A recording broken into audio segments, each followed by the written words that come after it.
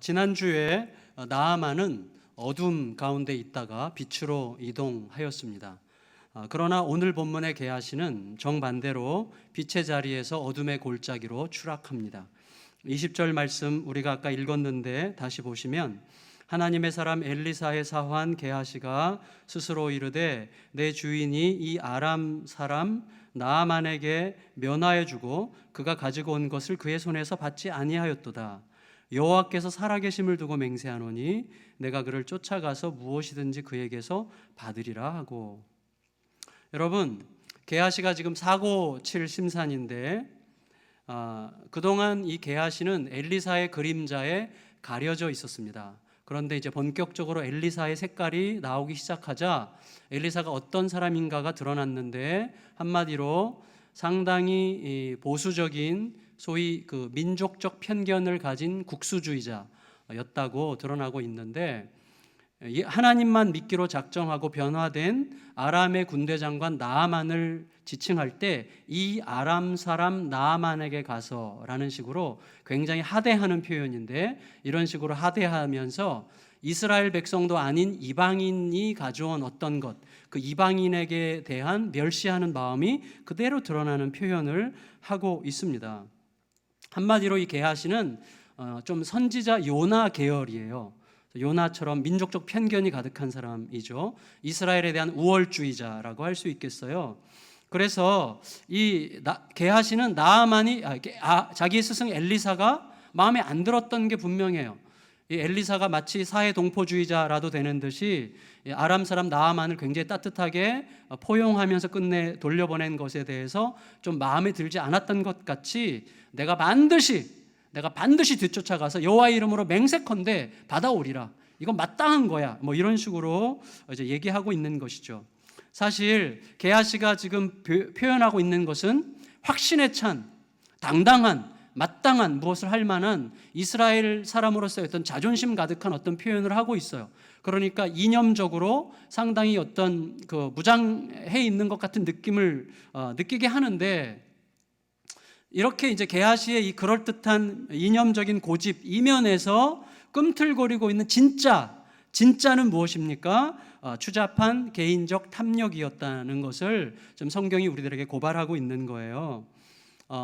명분이 아무리 거창하고, 이제 좀 있다가 이 탐욕이 어떤 명분을 주장하는지를 한번 생각해 보려고 하는데, 이 게하시에게 어떤 명분을 주었어요, 탐욕이. 그리고 주장하게 만들고, 자기의 스승 엘리사가 틀렸다고 주장하게 만들고, 심지어 여호와의 이름으로 맹세할 만큼 확신을 갖고 있단 말이죠.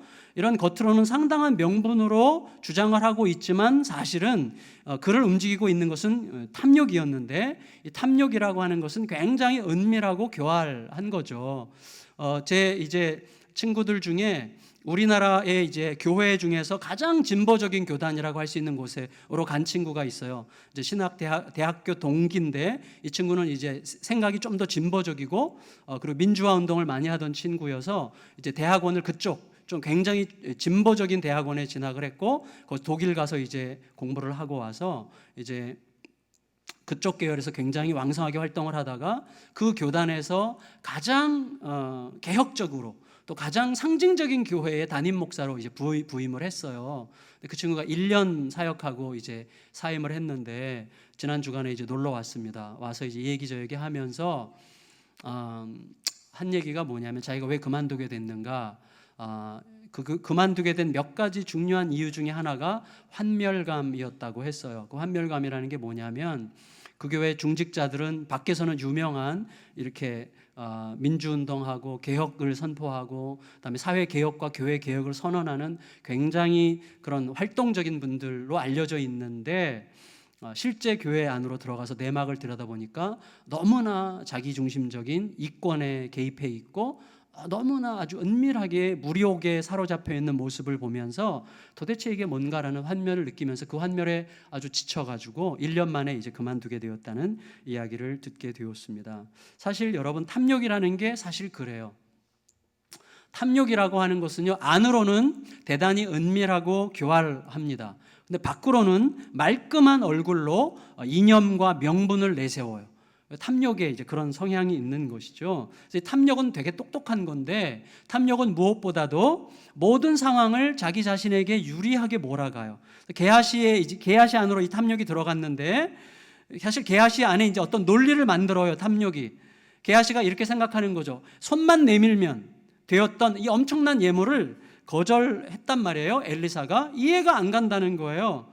게하시가 볼 때 엘리사는 받을 만한 일을 했고 또 받아야만 하는 현실 속에 있었어요. 왜냐하면 지금 시대가 어떤 시대입니까? 기근으로 온통 고생하고 심지어 너무 기근이 심한 결과 선지자 학교의 제자들이 굶고 있는 상황이란 말이죠. 이런 상황 속에서 게하시는 이렇게 생각하는 거예요. 지금 시대가 이렇게 힘들고 지독하게 고난스러운 고통스러운 시대인데 이 시기에 하나님께서 자기의 종 선지자들을 지키시고 먹이시려고 그들에게 은혜를 주시는 것을 사람들에게 알리시기 위해서 이렇게 놀라운 방식으로 물질을 주셨는데 어떻게 하나님이 보내시는 이 귀한 선물을 돌려보낼 수가 있는 것인가? 이렇게 생각하게 만든 게 틀림없어요. 게하시가 지금 하나님의 이름으로 맹세하면서 하는 태도를 보면 그건 확신이 있는 거예요. 도대체 어떻게 된 건가? 하나님이 주신 것을 왜 돌려보내? 이런 식으로 생각하는 것이죠. 그래서 탐욕은요, 게하시로 하여금 스승 엘리사를 정죄하게 하는 거예요. 스승은 뭘 그렇게 깨끗한 척 혼자서 폼을 잡는가? 자기 하나 깨끗하자고 이 많은 제자들을 모른 척 한단 말인가? 아무리 하나님과 가깝다고 해도 자기 공로, 자기 의, 자기 혼자 개혁적이라고 이런 식으로 생각하면서 그런 자기 공로에 사로잡히면 이렇게 분별력 없이 자기만 옳다고 여기게 되는 거야. 나는 스승을 이해할 수도 없고 이해하지도 않을 거야. 그렇게 생각할 때만 할 수 있는 행동을 지금 게하시가 하려고 하는 것입니다. 게다가 탐욕은요, 하나님을 굉장히 부당하게 개입시켜요. 게하시가 뭐라 그랬습니까? 하나님의 이름을 걸고 맹세하노니 내가 반드시 물건을 되찾아오겠다 이렇게 말했단 말이죠. 여러분, 이 말은 중요한 말이에요. 뭐냐면 내가 여호와께서 살아계심을 두고 맹세하노니라고 말했던 것은 사실은 엘리사가 나만의 예물을 거절하면서 했던 말이에요. 16절에 보시면 여러분 5장 16절을 다시 한번 같이 읽을까요? 5장 16절 시작. 이르되 두고 맹세하노니 내가 그 앞에서 받지 아니하리라 하였더라. 여기까지요. 그런데 이 엘리사가 하나님께 맹세를 왜 해야 됐습니까? 받고 싶기 때문이죠. 엘리사도 물질 귀한 거 알고 물질 갖고 싶고 받고 싶고 물질이 할 수 있는 좋은 역할이 많다는 거 알아요. 그렇지만 그 타이밍은 엘리사가 나아만의 물질을 받음으로 나타나게 될 영적인 손해가 훨씬 더 많다는 것을 알았고 동시에 나아만에게 하나님이 누구신가를 제대로 가르쳐 주려면 물질을 받으면 안 되는 거라는 사실을 깨달았기 때문에 안 받은 것뿐이에요. 그런데 그 엘리사가 나아만의 물질을 받지 않으려고 맹세했던 여호와의 이름 살아계심을 두고 맹세하노니라는 말을 그대로 끌어와가지고 이제는 정반대의 의미에서 이용하고 있으므로 하나님의 이름을 걸고 맹세한 엘리사의 행동이 매우 부당했다, 틀렸다라는 식으로 상황을 확정짓고 있는 거예요. 그래서 나아만을 쫓아가서 예물을 받아내는 것이야말로 하나님의 뜻인 것이 확실하다라고 지금 주장하는 것입니다. 이게 하나님의 뜻이 아니면 뭐겠어? 하면서 자신의 행동에 하나님을 앞세우고 있는 것입니다. 탐욕은 굉장히 똑똑해요. 탐욕은 그리고 굉장히 유치하죠. 지금 스승을 정죄하면서도 조금 있으면 스승의 이름을 도용하고 스승을 이용해 먹죠. 22절을 보면 나아만에게 가서 게하시가 뭐라고 말합니까? 22절에 읽겠습니다. 시작. 그가 이르되 평안하나이다. 우리 주인께서 나를 보내시며 말씀하시기를. 얼마나 뻔뻔해요? 얼마나 뻔뻔해요? 굉장히 무섭죠. 무서울 정도로 뻔뻔하게 만드는 게 탐욕인데 탐욕은 정죄하면서 동시에 이용하죠.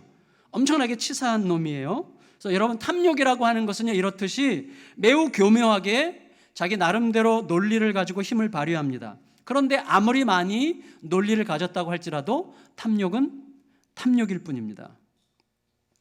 이 게하시라는 사람은요 엘리사 최측근에 있으면서 엘리사가 무슨 생각을 하고 있는지 엘리사가 뭘 추구하는 사람인지를 너무나 잘 알고 있는 사람이었습니다. 그러나 탐욕의 에너지에 한번 삼켜지니까 스승을 등지는 거예요.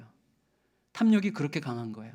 그렇게 오랜 세월 동안 스승 옆에서 스승이 어떤 사람이고 어떤 가치를 추구하는 사람인지를 그렇게 뼈저리게 알았으면서도 탐욕이 한순간 삼켜지니까 그냥 바로 등을 지는 거죠. 예수님을 등졌던 가룟 유다가 그랬을 것 같습니다. 가룟 유다도 명분을 가지고 등진 거예요. 나름대로 명분을 가지고 이런 방식의 십자가를 지고 고통을 당하는 방식에는 희망이 없어라는 명분을 앞세운 것이죠. 탐욕은요, 모든 종류의 분별력과 신뢰를 무기력하게 만드는 능력을 갖고 있습니다. 엘리사가 나아만의 예물을 거절한 것은요, 엘리사가 물질 귀한 줄 몰랐기 때문이 틀림없이 아닙니다. 엘리사도 알고 있어요. 선지학교 제자들의 곤고함을 이 예물을 받으면 일시에 그 문제를 해결해 줄 수 있다는 사실을 너무나 잘 알고 있었을 것입니다. 그럼에도 불구하고 그런 방식으로 문제를 해결하고 나면 선지학교 제자들은 이제부터 매우 은밀한 방식으로 하나님 대신 물질을 섬기게 될 것입니다. 우리 연약함이 그래요. 말로는 물질을 섬기는 게 아니라 물질을 주신 하나님을 섬기는 거라고 말하겠지만, 그렇다고 할지라도 하나님께서 물질을 보내주시는 한에서만 하나님으로 온전히 인정되는 그런 하나님을 섬기겠죠. 동시에 가난과 결핍의 고통 속에서는 결코 하나님을 만날 수 없는 얄팍한 영혼으로 전락하게 될 것입니다. 사실은 엘리사의 수준에서는 사실은 게하시가 이해할 수 없는 결정을 한 거예요. 그럼에도 불구하고 거기에 굉장히 중요한 이유가, 영적 이유가 있기 때문에 그걸 믿었어야 되죠. 게하시가. 게하시는 자기 수준에서 틀렸어 라고 판단하고 물질을 받으러 쫓아가는 것입니다. 탐욕은요, 나름대로 논리가 있을 뿐만 아니라 열정과 담대함으로 무장하고 있는 게 탐욕이죠. 그래서 게하시가 담대하게 나아만의 뒤를 쫓아가서 너무나 대범하고 과감하게 거짓말을 늘어놓고 사기를 치게 만듭니다. 그게 탐욕이에요. 21절 22절 읽겠습니다. 21절 22절 시작. 나아만의 뒤를 쫓아가니 수레에서 내려 맞이하여 이르되 평안이냐 하니 그가 이르되 평안하나이다.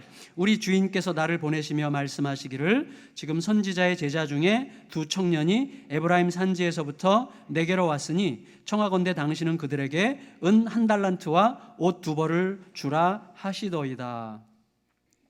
얼마나 담대합니까? 탐욕은 이렇게 사람을 대범하게 만들어요. 은 30kg, 은 1달란트 30kg과 옷 2벌, 그 옷이 엄청나게 탐났었나 봐요.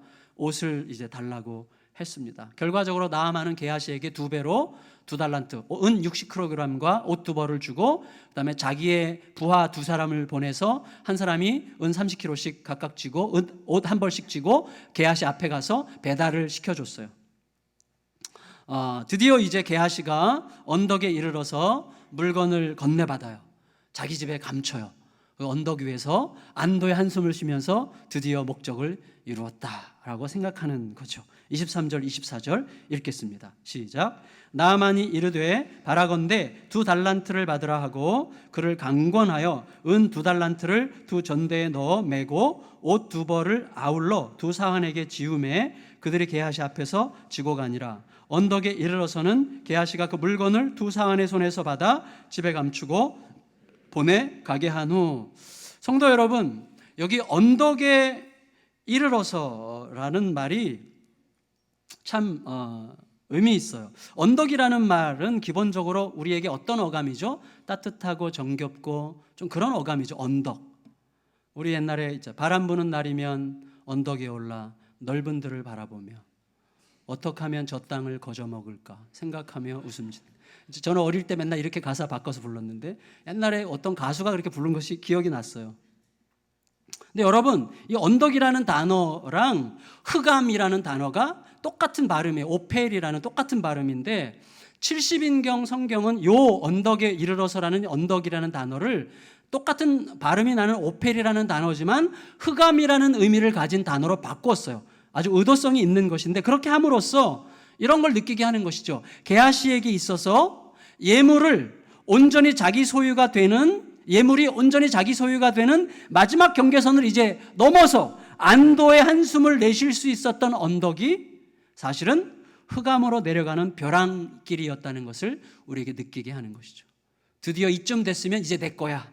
안도의 한숨을 쉬는 그 언덕이 사실은 절망의 나락으로 떨어지는 벼랑길이었다는 것을 우리에게 느끼게 하는 방식으로 교훈하고 있습니다. 우리 모두에게 굉장히 교훈적이에요. 왜냐하면 거짓과 술수와 기만과 탐욕으로도 일을 되게 할 수 있고 일을 성취할 수 있고 성공할 수 있습니다. 그렇지만 성공의 순간에 안도의 한숨을 내쉴 수 있는데 바로 그 순간 안도의 한숨을 내쉬는 그 언덕은 곧 흑암으로 치닫는 벼랑길이 된다는 거죠. 탐욕을 통한 성공의 자리에는 생명의 주인이신 하나님께서 계시지 않기 때문에 그렇습니다. 게하시가 돌아왔어요. 엘리사는요, 모든 상황을 이미 다 알고 있습니다. 저래도 알았을 것 같아요. 아니 그 고요한 시대에 내 옆에 있는 게하시가 지금 없어졌는데 어디 갔는지 모르겠어요. 금방 눈빛만 봐도 알고 발걸음 소리만 들어도 알죠. 우리 엘리사가 탁월해서 물러났겠지만 우리도 알 수 있어요. 사실은 옆에 사람이 그렇게 한 것을. 그런데 엘리사가 게하시의 속마음을 꿰뚫어 보면서 어디 다녀오니 이렇게 물었단 말이죠. 그렇게 물은 건 뭐예요? 돌아설 기회를 주는 거죠. 어디 다녀와? 이렇게 물었을 때 몰라서 묻는 게 아니잖아요. 그러니까 기회를 주는 거예요. 그렇지만 게하시는 그 순간 손바닥으로 하늘을 가리죠. 25절 읽겠습니다. 시작. 들어가 그의 주인 앞에 서니 엘리사가 이르되 게하시야 내가 어디서 오느냐 하니 대답하되 당신의 종이 아무데도 가지 아니하였나이다 하니라. 이 탐욕의 속성 중에 뭐가 있어요? 사람을 갈 때까지 가게 만드는 미련한 고집이 있죠. 탐욕의 속성이죠. 탐욕은 사람을 둔하게 하고 뻔뻔하게 하고 어둠 속에서만 강하게 합니다. 탐욕은 빛 가운데서는 무기력하죠. 빛이 비추면 아무것도 아니에요. 그러나 어둠 속에서는 굉장히 유능한 게 탐욕이죠. 하나님 대신에 재물을 붙들은 결과 게하시의 눈이 가려졌어요. 그러나 엘리사는 재물을 내려놓고 하나님을 붙든 결과 시대를 읽고 있는데 어떻게 읽고 있습니까? 26절 읽습니다. 시작. 엘리사가 이르되 한 사람이 수레에서 내려 너를 맞이할 때에 내 마음이 함께 가지 아니하였느냐? 지금이 어찌 은을 받으며 옷을 받으며 감람원이나 포도원이나 양이나 소나 남종이나 여종을 받을 때이냐. 무슨 의미죠? 이렇게 우리에게 이해됩니다. 당시 시대를 이야기하고 있는데 당시 시대 정신이 뭐예요?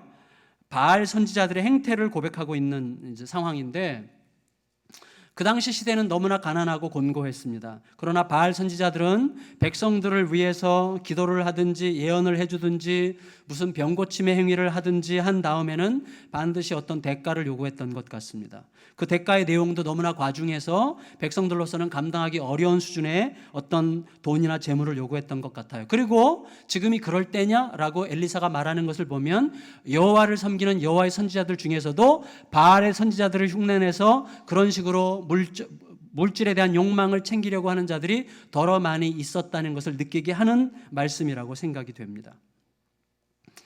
저질 종교인으로 전락해 가고 있는 여호와의 선지자들이 있었다고 생각할 수 있는 거죠.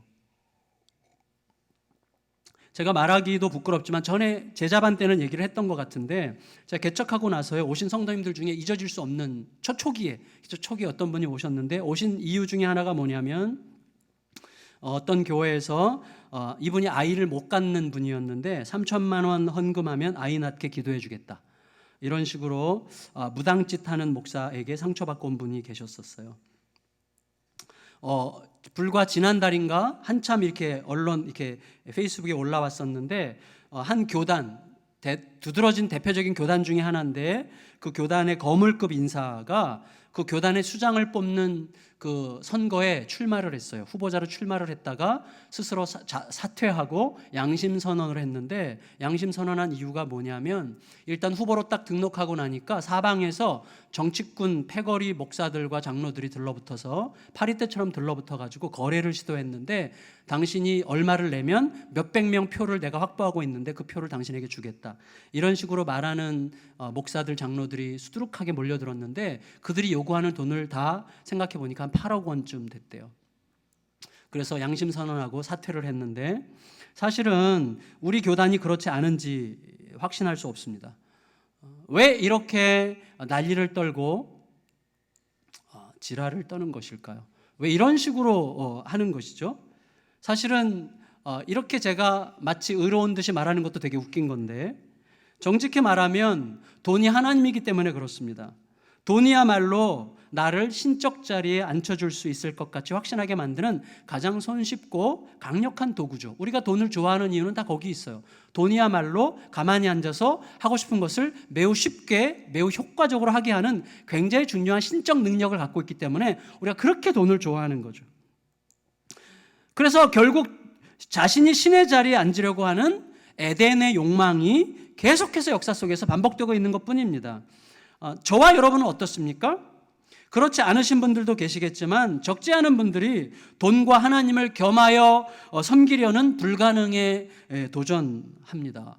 그건 불가능한 거예요. 예수님께서 선포하셨기 때문이에요. 사람이 돈과 하나님을 겸해서 섬길 수 없다. 예수님이 선언하신 진리입니다. 그건 불가능해요. 함께 섬기는 것은. 그러나 많은 성도들이 그런 불가능에 도전하는 것처럼 보이기도 해요. 그리고 돈과 하나님이 대립하는 순간에는 여지없이 돈을 선택하곤 합니다. 물론 다는 아니지만 그런 경우들이 있죠. 그것은 돈 되는 일과 하나님을 예배하는 일이 겹칠 경우에 그가 선택하는 태도를 보면 알 수가 있겠어요. 전에도 제가 고백했지만 저는요, 가끔씩 어느 교회에서 저에게 집회를 인도해달라고 전화를 하잖아요. 그러면 제일 먼저 사례금이 떠오를 때가 있어요. 그럴 때는 안 가는 편이에요. 제 속에서 이미 진 거예요.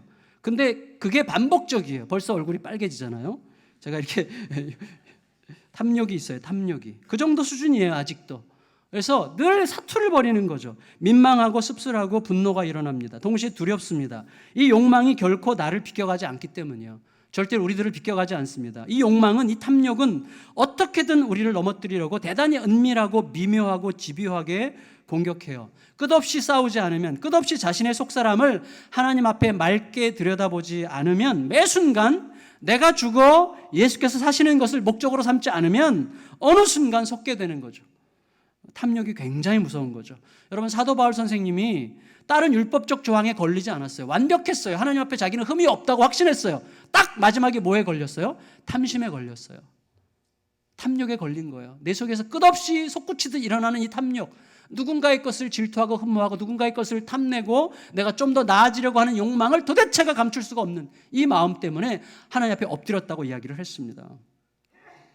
게하시는요, 하나님의 이름을 들먹이고 선지자 제자들의 가난한 형편을 들먹이고 엘리사의 부당함을 들먹였지만 결국 그가 섬긴 것은 은밀한 탐욕이었습니다. 그 결과 이전에는 엘리사와 가장 가까이 있었던 자가 이제는 엘리사와 하나님으로부터 가장 멀리 분리되고 격리되는 자로 전락했고, 이전에는 건강했던 자리에서 이제는 문둥병자의 자리로 격리되게 됩니다. 27절 읽겠습니다.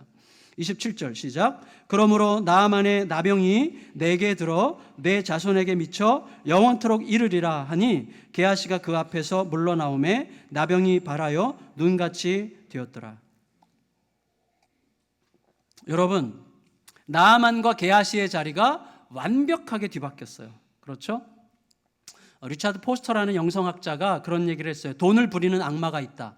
곧 탐욕이다 그랬어요. 탐욕은 악마인데 돈을 부려서 우리를 갉아먹는 악마라고 이야기했습니다. 그분이 또 이런 얘기, 도스토옙스키의 말을 인용했는데, 오늘날 누구나 다 탐욕에 사로잡혀 있고 모두들 돈에 대한 생각으로 꽉 차 있어서 다들 미친 것 같아 보인다. 마틴 루터는 이렇게 얘기했어요. 우리에게는 세 가지 회심이 필요한데 가슴의 회심, 정신의 회심, 그리고 돈지갑의 회심이다 그랬어요. 돈지갑의 회심, 물질을 쓰는 일에 진정한 회심이 없다면 그 사람의 회심은 충분치 않다. 너무나 충분치 않다라고 이야기하고 싶었던 거죠. 여러분, 우리가 알듯이 예수님은 참 짓궂으세요.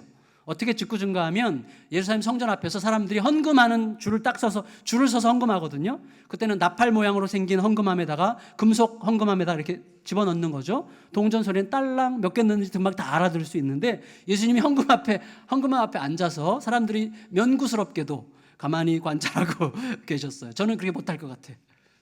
누가 헌금할 때 저는 이게 못 봐요. 이렇게 돌리는데 예수님은 우리가 헌금하는 모습을 이렇게, 여러분이 헌금하는 바구니 돌리는데 제가 여기서 이렇게 보고 있으면 얼마나 명구스럽겠어요. 예수님께서 사람들이 헌금하는데 보고 계신 거예요. 얼마나 쑥스럽고 명구스럽습니까? 근데 예수님은 쑥스러워하지도 않으세요. 그냥 관찰하셨어요.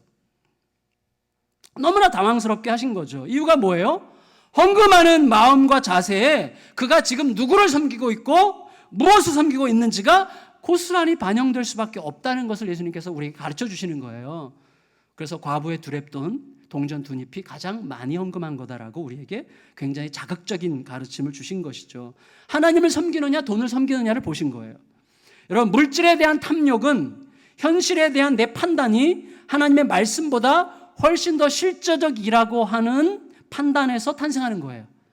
자, 물질에 대한 탐심, 물질을 추구하고 물질에 의해서 돌아가는 마음은 결국 뭐예요? 현실에 대한 나의 판단이 하나님 말씀보다 더 실제적이라고 하는 생각에서 출발하는데, 그 생각이야말로 자기 기만적인 교만이죠. 왜냐하면 우리는 그것을 핸들링할 수 있는 능력이 없기 때문이에요. 그것은 하나님의 은혜에 맡기지 못하는 조급한 불신, 곧 안식하지 못하는 영혼에 자기 인생을 거는 무모한 도박과 같은 것입니다. 게하시는요, 그 나아만이 가져온 물질을 보는 순간 눈이 뒤집혔는데, 뭔가 일생일대의 기회를 잡을 수 있겠다는 야심에 사로잡혔지만 기회를 놓친 거예요. 이건 내가 놓치면 안 돼. 여기에 내가 뭘 걸어야 돼. 그리고 이제 뛰어간 거란 말이죠. 여러분, 탐욕과 위선과 거짓과 손잡고 이제 파멸을 향해서 달려가게 된 건데, 우리가 생각해야 될 게 있습니다. 그게 뭐냐면, 게하시가 원래 그런 인간이었던가 하는 거예요. 게하시는 원래 그런 인간이 아니에요. 원래부터 그런 인간이었다면 엘리사 옆에서 엘리사의 사환 노릇을 할 수가 없어요. 엘리사가 얼마나 영적으로 깊고 예민하고 통찰력이 많은 사람이고 사람의 마음을 꿰뚫어보는 사람인데, 어떻게 엘리사 옆에서 사환 노릇을 할 수가 있겠습니까? 없어요.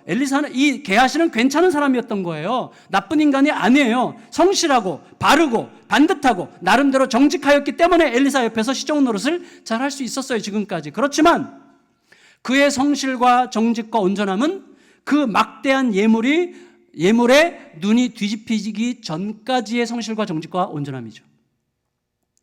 다시 말하면 그의 성실과 정직과 온전함은 예물에 눈이 뒤집히지 않는 것까지는 아닌 성실함과 정직과 온전함이에요.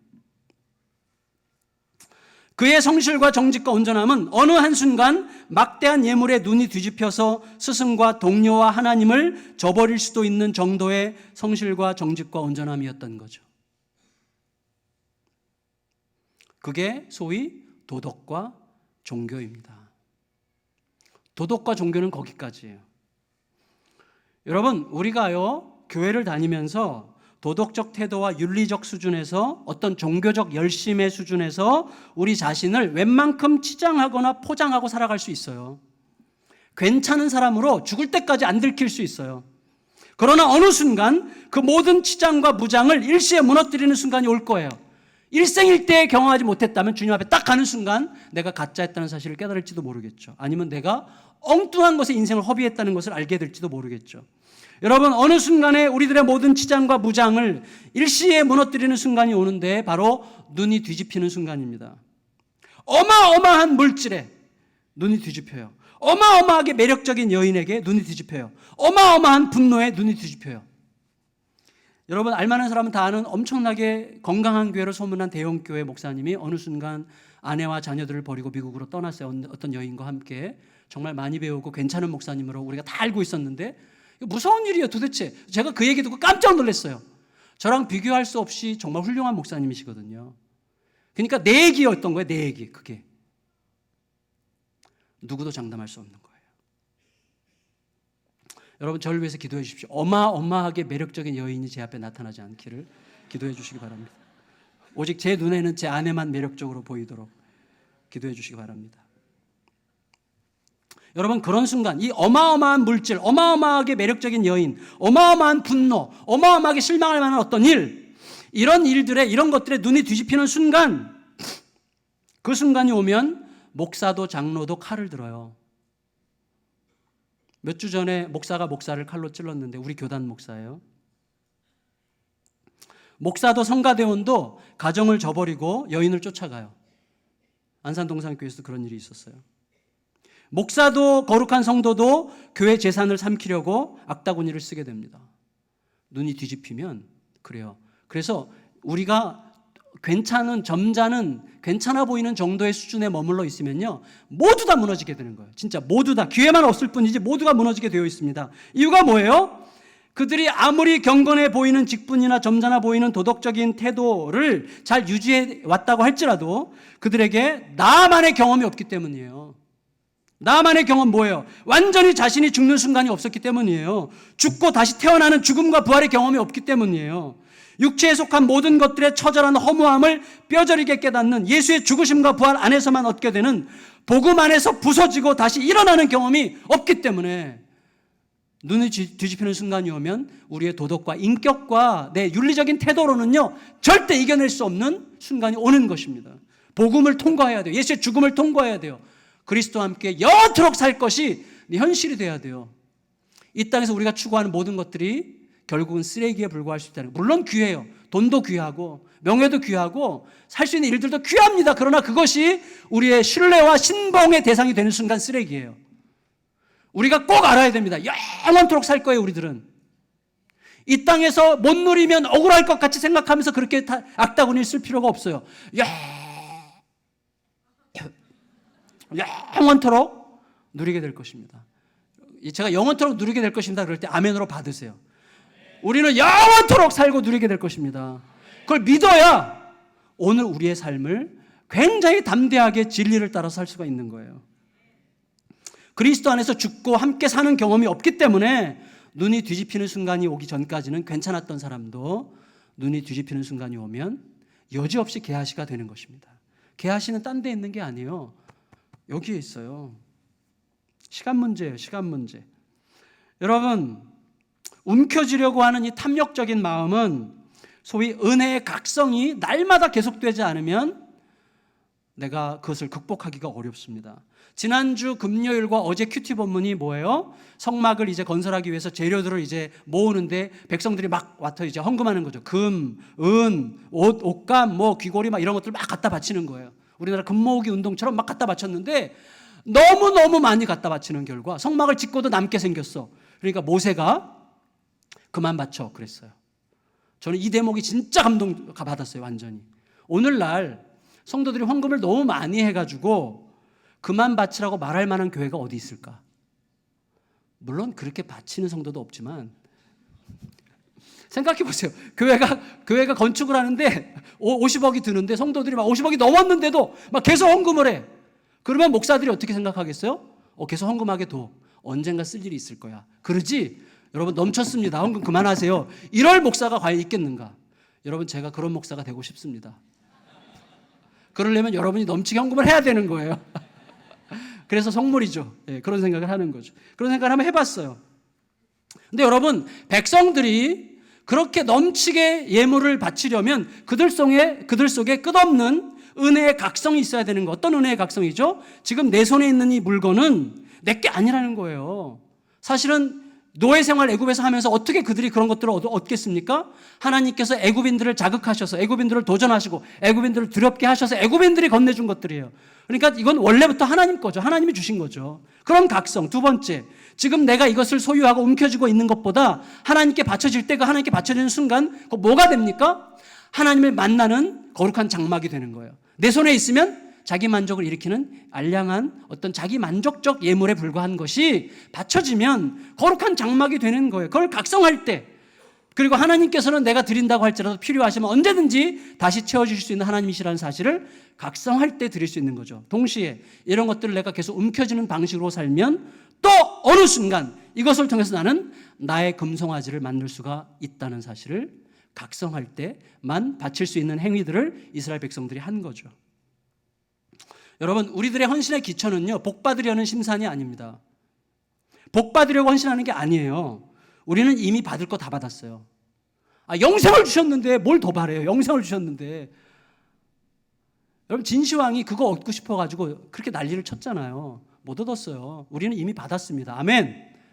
영생을 다 받았어요. 우리들은. 우리의 헌신의 기초는 복음 안에서의 변화된 심령이에요.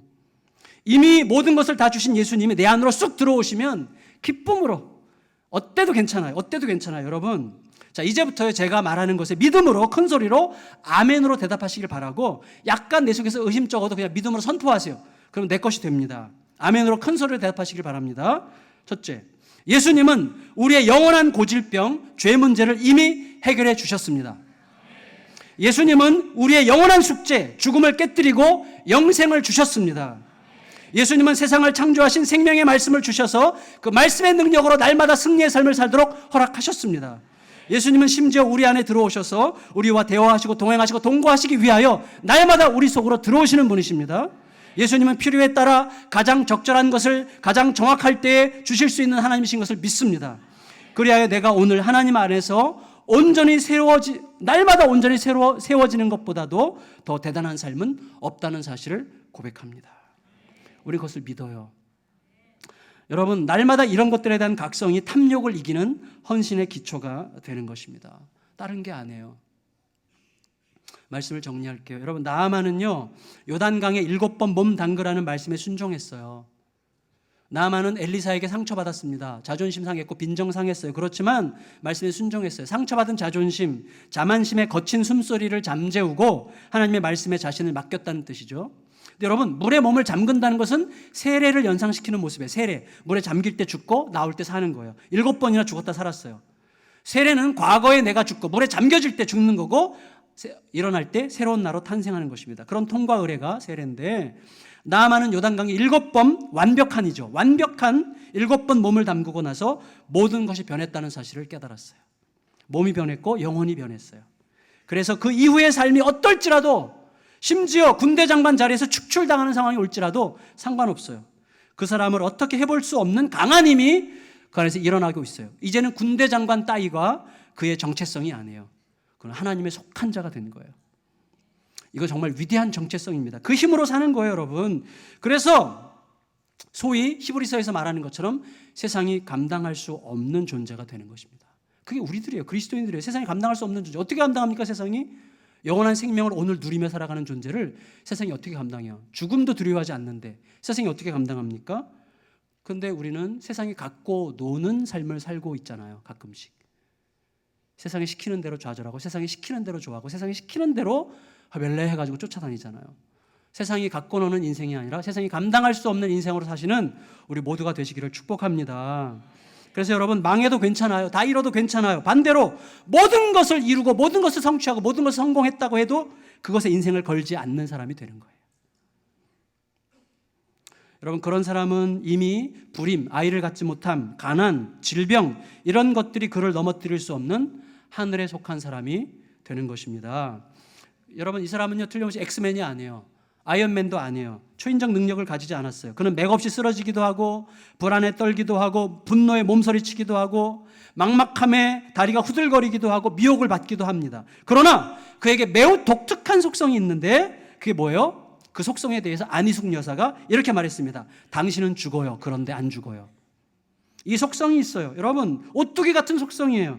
쓰러지지만 일어나고 불안에 떨지만 다시 중심을 잡습니다. 그가 스스로 의지를 발휘할 수 있기 때문이 아니라 그를 붙들어 주시는, 그가 붙들 수 있는 예수님이 계시기 때문에 그렇습니다.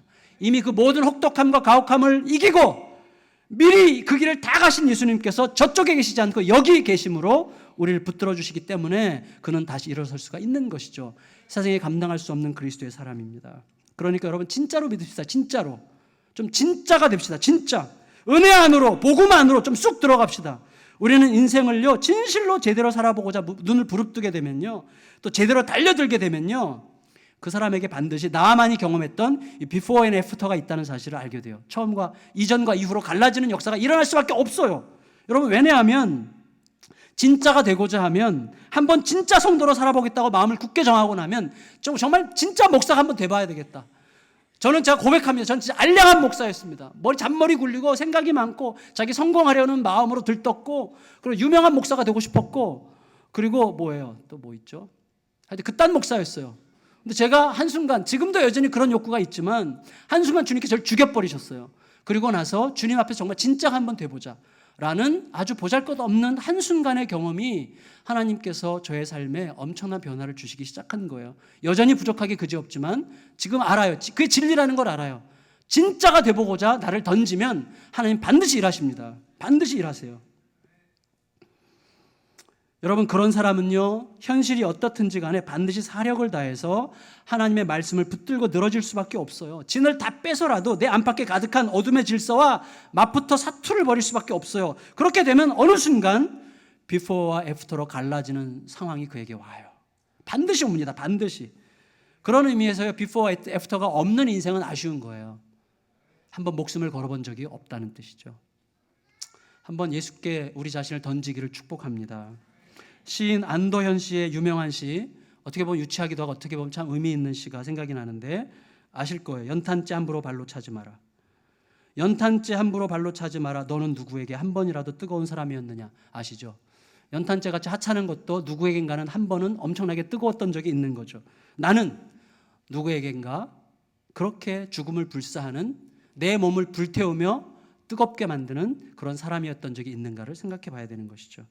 이왕 하나님의 사람으로 부름받았으면 좀 진짜가 되면 좋겠습니다.